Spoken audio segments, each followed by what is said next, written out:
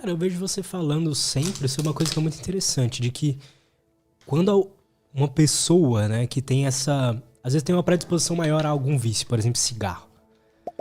E, e você tira isso dela, ela costuma alocar esse vício em algum outro lugar, né? É isso que acontece? Por exemplo, pega o Alcoólicos Anônimos. Uhum. Você pode se viciar no Alcoólicos Anônimos. Sabe? Aham. Muitas vezes o Alcoólicos Anônimos é a troca do vício. É isso que cara, isso daqui é um tema muito delicado, Lutz, porque eu temo que as pessoas não vão conseguir entender a forma que eu penso. E não é porque as Você que pessoas sabe, têm quer falar capacidade. Não, sobre vamos isso? falar, é importante, mas eu tô só sinalizando que é um tema delicado. Não é porque as pessoas, eu falo isso que a galera acha que eu tô subestimando eles. Não, eu tô me subestimando. Eu acho que eu não vou conseguir explicar o que eu quero dizer. Na minha cabeça tá tudo claro, mas eu não sei se eu vou conseguir traduzir isso em palavras pra vocês. Então peço que você tenha empatia e de entender que quem vos comunica aqui teme não conseguir comunicar de uma forma suficientemente adequada. Mas assim, a palavra vício foi a gente que criou. Não existe, tipo assim, o seu cérebro, ele não foi construído com a ideia da palavra vício já existente. O seu cérebro evoluiu, não existia a palavra vício na evolução das espécies, sabe? Então o seu cérebro evoluiu, ele simplesmente evoluiu. O que caracteriza um vício? Tipo assim, psicologicamente falando, a definição de vício. Um comportamento, podemos caracterizar o vício como um comportamento que se você não fizer tem abstinência, ou que você precisa aumentar as doses daquilo para ter o mesmo efeito. Seja lá a definição de vício, ou é uma coisa que te atrapalha significativamente na sua vida, mas seja lá a definição de vício, do ponto de vista cerebral estritamente, neurobiológico, teoricamente você pode se viciar em qualquer coisa. Ou melhor, você pode... Deixa eu tentar reformular. Neurobiologicamente, as áreas do seu cérebro envolvida com o vício, por exemplo, você pega uma pessoa viciada em álcool. Tá. Você é dependente de álcool. É um alcoolista, o termo técnico. É um alcoolista. Pessoa, o alcoólatra, o alcoolista. Você vai olhar o cérebro dessa pessoa, ela tem um aumento de atividade de uma região chamada de núcleo accumbente, que é o sistema de recompensa, quando ela detecta no ambiente alguma ideia que lembre a ela álcool. Então você pega um alcoolista, coloca aqui, bota uma máquina de ressonância magnética na cabeça. Você pega uma latinha de cerveja e bota na frente dela, o sistema dopaminérgico dela vai aumentar a produção de dopamina antes dela beber o álcool. Uhum. Esse aumento de produção de dopamina faz ela ter motivação para beber o álcool. Perfeito? Tá. Então ela tem um sistema dopaminérgico desajustado. Quando ela vê o álcool, ela acaba tendo motivação para buscar o álcool. Ou ela vê coisas que lembram o álcool, tipo o bar, a pessoa que sempre bebe com ela.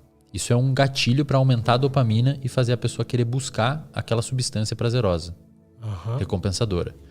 Então, a dopamina no alcoolista não é que está gerando, a dopamina está aumentando quando consome álcool. Na realidade, a dopamina está aumentando para a pessoa buscar o álcool.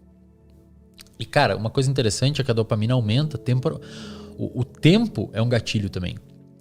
Às vezes, chega final de semana, a sua dopamina aumenta com vontade de álcool. Porque você identifica que é final de semana. O contexto do final de semana pode ser um gatilho também. Total. E você acordou sábado e tal, você começa a vir aquela vontade de tomar uma. O sábado pode ser o gatilho. É muito louco. O dia pode ser o gatilho. A pessoa pode ser o gatilho. Uma casa, um ambiente pode ser o gatilho. Isso acontece com pessoas com problema com pornô também.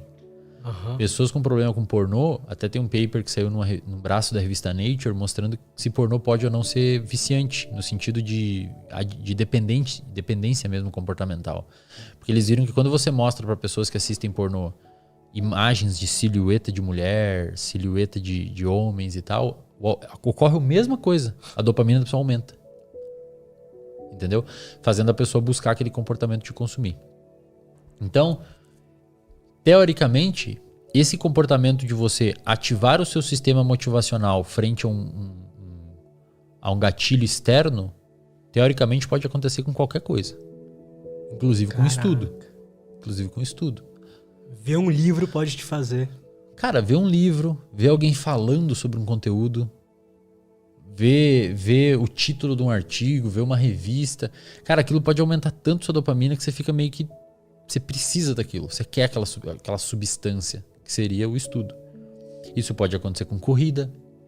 Tanto é que quando você pede para pessoas se imaginarem, atletas profissionais se imaginarem correndo e tal, geralmente a dopamina deles aumenta pra caramba. Quando eles se imaginam no parque, no lugar, na academia.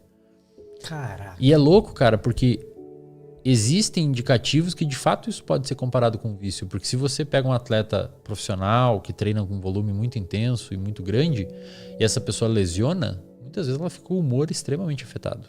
Vai ficar mal, às vezes até com comportamento depressivo. Então, essa parte, teoricamente, você consegue viciar em qualquer coisa. Teoricamente, você consegue fazer com que o seu comportamento fique dependente de alguma coisa.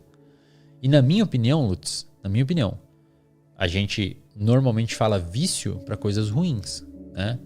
Agora, a pessoa workaholic, ela de certa forma trabalha 16 horas, 14 horas por dia com o negócio. Porra, um ultramaratonista que corre maratona de 100 km, literalmente caga na calça. Os caras cagam na calça às vezes para não parar, para não perder tempo. Lesiona e continua correndo com o dedo tudo fudido, cheio de bolha. Não é parecido comportamento atritoso. O cara tá se machucando, velho. Uhum. O cara tá se machucando, tá ligado? Ele tá perdendo saúde fazendo aquilo. E ele continua fazendo. Como se fosse um drogado, assim, atrás de uma super recompensa. Tipo, preciso. E, nesse sentido, o Alcoólicos Anônimos, olha como eu volto nos assuntos. O Alcoólicos, a galera fala sempre nos comentários que o Wesley faz uma volta, mas consegue voltar. Isso a gente chama de função executiva. Depois eu falo sobre isso. Isso é muito bom, mano. Função executiva. Tipo, sabe o que eu faço? Quando eu começo um assunto, eu imagino. Eu e as minhas paradas, né? Eu imagino que eu tiro o Alcoólicos. O que eu fiz agora? Eu tirei o Alcoólicos Anônimos e deixei aqui, ó. Aqui, no ar. Você imagina? Eu deixei AA. Sim, eu tô vendo AA aqui no ar. Eu vejo AA aqui no ar. E eu tô falando com você e tá esse AA aqui no ar. Aí eu olhei pra ele, eu lembrei dele e eu volto naquele assunto. Isso a gente chama de função executiva. Você consegue organizar suas ideias. É meio esquizofrênico, mas... Entendeu? Tanto é que uma vez eu falei que eu tava... Só pra fechar. O AA, você consegue se viciar no AA, cara. Você consegue se viciar. Você consegue trocar o seu vício do álcool pro Alcoólicos Anônimos. Aí você precisa ir naquilo. Eu preciso estar sempre lá, falando com as pessoas. E em algum momento, o comportamento de ir no AA vai aumentar, vai ser mais recompensador que o álcool. Uhum. E aí você trocou um vício pelo outro. Só que esse vício é bom. Ninguém te enche o saco por fazer isso. Por exemplo, pega torcedor, velho, fanático por time de futebol. Os caras não perdem um jogo, meu. Não perdem um jogo. Eles têm que estar lá naquele jogo. Os caras são viciados no time, muitas vezes. Uhum. E o que eu fiz? Na graduação eu fumava, né? Na graduação eu fumava. Fumava cigarro e tal. Fumava Marlboro vermelho. Bem no início da graduação. E aí eu comecei a correr. Mais pro final da graduação eu comecei a correr. E o que eu fiz? Eu basicamente troquei o vício do cigarro pela corrida. Por quê? Em algum momento, o comportamento de fumar estava impactando a recompensa que eu estava obtendo na corrida. Então eu corria e continuei fumando. Só que, cara, em algum momento eu não conseguia mais evoluir na corrida. E eu queria. Então eu me imaginava, eu assistia vídeo no YouTube dos caras correndo. E os caras corriam 5, corriam 10K e eu corria 2. Como chama aquele cara lá que você acompanha, um gringo que corre? Nick Bare. Eu vi uns vídeos dele, depois você falou. Muito legal. Nick Bare é muito foda. O cara é muito fodido. Teve um monte de problema com alimento, ele teve um monte de problema mental, velho. O exercício salvou ele. É muito massa. Que foda. E aí, tipo assim, eu vi os caras correndo, os caras correm 5, 10 km. E eu me imaginava correndo 5, 10 km. Ou seja, a latinha de cerveja pro cara alcoólatra tá lá. E ele se imagina bebendo aquele álcool e ele tá motivado em beber aquele álcool. Esse é o gatilho dele. O meu gatilho era os 10 km. Eu falava, porra, eu tô com muita vontade disso. Eu quero isso pra mim. É igual o cara com álcool. Eu quero isso pra mim. Eu quero beber aquele álcool. Ele tá com dopamina alta pra buscar aquela recompensa. E eu era a mesma coisa, só com corrida. Eu falava, cara, eu quero correr 10 km. Eu quero aquilo pra mim. Eu quero conseguir terminar os 10 km. Eu me imaginava terminando os 10 km. Cara, hoje em dia, às vezes eu corro e me imagino terminando o Ironman que eu quero fazer. Eu me arrepio correndo, cara. Me dá um arrepio, me dá um negócio assim, sabe? É muito foda. Cara, muito louco. Muito assim. louco. É muito louco. Muito foda. E aí eu me imaginava correndo e tal. E uma hora eu comecei a ver o cigarro como nocivo. Era nocivo pra mim. Porque você conseguiu linkar que aquilo tava atrapalhando você Exato. passar os 2 km. Exato. E aí eu comecei a ver o cigarro como uma substância que estava atrapalhando a formação de uma outra recompensa. Então uma recompensa se sobrepôs à outra. Eu É criei uma um outro recompensa vício. maior, né? Na sensação. Exato. O cigarro ele é mais apelativo no início, porque é uma substância que você bota ali e aumenta a sua dopamina. Se liga em receptores nicotínicos, libera acetilcolina, que aumenta a dopamina. Então é muito mais apelativo. A corrida aumenta a dopamina e aumenta uma série. Você consegue ter um barato induzido por corrida. Óbvio, Consegue, isso as mano. pessoas têm que começar a entender, Lutz. Você consegue ter baratos induzidos por comportamento. Sabe? Você trabalhar e terminar o dia, e fechar a agenda e fez o que devia fazer. Porra, aquilo te dá uma sensação boa. Você sair com a pessoa que você gosta, aquilo te dá uma sensação boa. Você fazer uma benfeitoria, aquilo te dá uma sensação boa. Você correr, te dá uma sensação boa. Você treinar, terminar aquele treino suado, exausto, vai pra casa, toma um whey, aquilo te dá uma sensação boa. Então, você consegue induzir baratos, tipo assim, uma vibe por meio de comportamentos. Inclusive, um dos comportamentos que mais induz barato é o jogo, o comportamento de jogar. Pensa, o jogo é muito fácil viciar em jogo de azar, sabe? E ninguém tá te botando droga na cabeça, entende? O cigarro é uma substância química que você botou. Ele é muito apelativo, você aumentou artificialmente neurotransmissores. A corrida, você dá uma corridinha, aumenta um pouco. Nunca é perto de um cigarro, de uma cocaína, de um álcool. Então, por isso que pessoas que têm esses vícios apelativos dificilmente sentem prazer com esses comportamentos. Porque digamos que o cigarro aumenta 100 dopamina. A corrida aumenta 10. Se você usa cocaína, aumentou 1000 dopamina. A corrida aumenta 10. Olha a diferença, velho. Seu cérebro quer esse, não esse aqui. Mas é porque ele tá desregulado, né? Você tem que começar a educar que esse daqui, esse 10 aqui, é um valor subjetivo. Você pode propositalmente aumentar isso aqui para 20 mil. Entende? Para mim, hoje, a corrida, ela tem um valor maior que muita coisa, cara. Tipo assim, Te entendo. eu não quero sair, se eu tiver que fazer 20k no outro dia, 10k no outro dia, eu não saio na noite anterior. Ah, mas não sei o que, vai ter a cerveja, sei lá o que e tal. Cara, eu até saio, mas eu vou voltar cedo. Eu quero correr. Essa recompensa pra mim é a que o meu cérebro quer.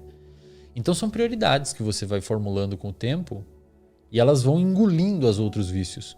Tudo que atrapalhar aquilo vai começando a dificultar. E aí você pode chegar num período perigoso, cara. Que é o quê? Você não sai mais com seus amigos. Entende? Tudo é uma faca de 2 gumes. Não existe fórmula. A galera me pede umas fórmulas. A galera me pergunta, Resden, como é que eu faço isso? Como é que eu faço aquilo? Tudo é uma faca de 2 gumes, cara. Tem um momento que você pode recompensar tanto o exercício e a corrida que você deixa de sair com seus amigos, que você não vê mais ninguém, que às vezes você não trabalha, você só pensa naquilo, gasta todo o seu dinheiro com aquilo, você não faz planejamento. Então, a linha entre o saudável e o viciante, seja para comportamentos de substância, seja para comportamentos de trabalho, corrida, etc., ela é muito tênue. Tem que ficar muito de olho. Muito de olho. Então você consegue criar uma dependência em comportamentos também.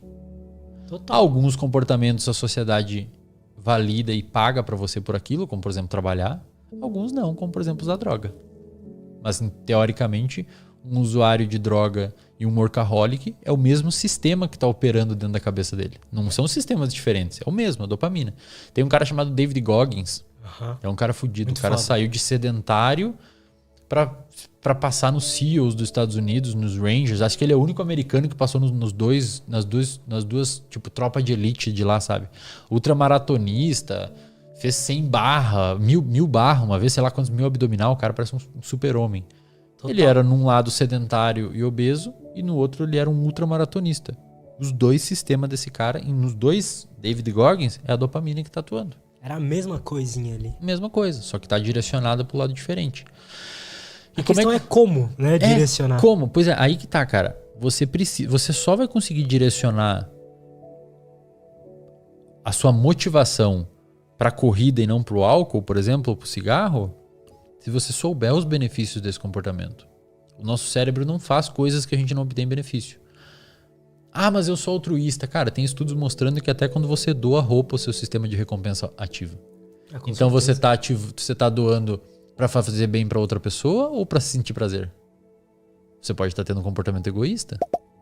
Provavelmente é os dois. Provavelmente você tá doando para ajudar e para se sentir bem doando. E tudo bem, meu, não tem problema nenhum, os dois ganham. Mas aí que tá. O nosso cérebro, ele não faz coisas que ele não vê, que ele não vê recompensa. Muito difícil.